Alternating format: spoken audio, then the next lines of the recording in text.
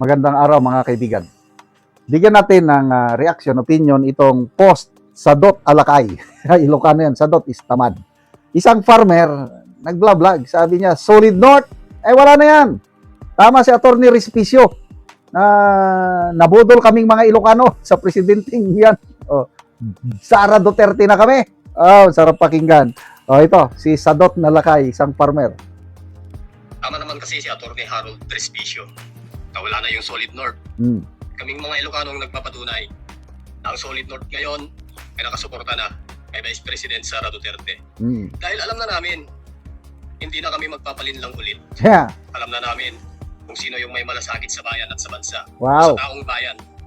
Alam na namin yung nagtatrabaho ng tama, yung nagtatrabaho ng totoo, yung may pagsisikap sa bansa natin at sa taong bayan.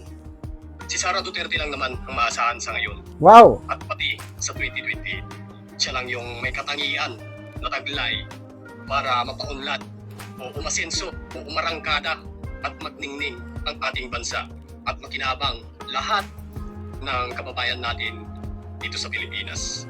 Si Sara Duterte lang talaga ang may malasakit sa atin, sa lahat ng tao o taong bayan dito sa bansa natin.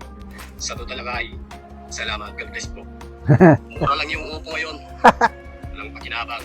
Mura lang pero at least marami yung harvest. Pwede na rin. 6 pesos per kilo. Kawawa kaming magsasaka, no? Pero okay lang. Ganyan talaga ang buhay. 6 pesos. Solid North. Tama naman kasi si Atty. Harold Respicio. Grabe no, 6 pesos per kilo. Pag bumibili ako ng gulay, ang mahal. Halos hindi na ako makabili ng gulay sa sobrang mahal. Ganyan po, kawawa ang mga farmers natin. But anyway, kahapon, nag-text sa akin yung retired university professor sa amin sa La Union. Classmate ko ito. Sabi niya, classmate, kumusta ka na? Okay lang kami. Kayo, kumusta rin? Okay lang kami, classmate. Basta, sabi niya, solid. Sara Duterte supporters kami dito. Taga-La Union ito ha, Ilocano. Solid kami dito. Minsan when was that? January ata this year. Namasyal kami sa Vigan City. Then natulog kami sa isang B&B. So, nag-vlog ako doon. Nag-vlog ako.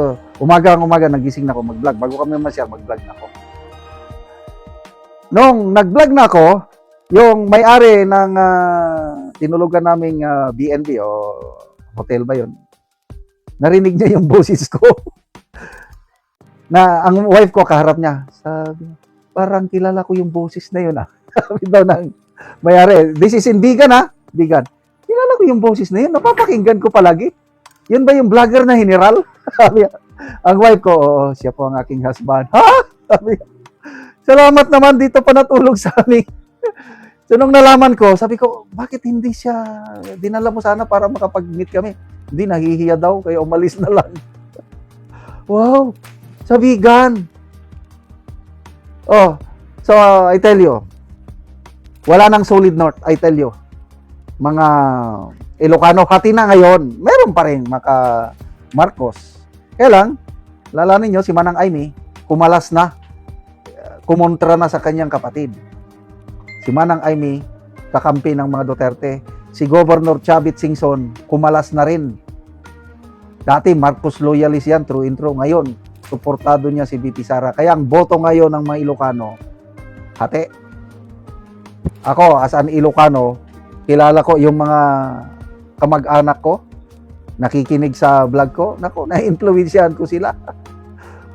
Nung itong bago yung May 2022 election, May 2025, yung midterm, tinanong ko yung kapatid ko, kumusta dyan Manang? Anong suporta ng mata? May maka Duterte pa? Sabi ng aking kapatid, ay nako ading, tahimik lang kami dito. Kailang marami kami na kontra na rin sa Marcos Jr. Hindi lang kami makapagsalita, kailang marami kami dito. Kahit yung pamangkin ko na maestro, na isa ring pastor, Uncle, sabi niya, disgruntled na ako sa Marcos Jr. administration. Walang magandang nagagawa. Yeah. Pastor ito at the same time, maestro. Ay ako, maka Duterte na ako. So wala na. Goodbye. Last Marcos na, Marcos never again. Tapos may mga nagsasabi, sana may isang post, sana maging presidente si Sandro Marcos. Isang post na ano. Nako, ang daming nagreaksyon, wala na. Pero pang the three Ferdinands. Ano yung three Ferdinands? Ferdinand Martin Romualdez, Ferdinand Marcos Jr., Ferdinand Sandro Marcos III. Sila daw ang pag-asa ng Pilipinas. Tatlong Ferdinand.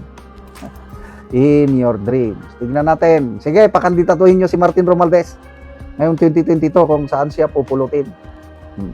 Mismo ang research director ng Pulse Asia, si Ma'am Ana Tabapunda, nagsabi, no amount of endorsement of the president can defeat BP Sara in Visayas and Mindanao.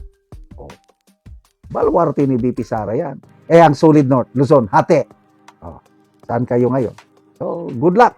So, salamat sa Dot Alakay. Tamad na matanda daw. Kawawa naman sila.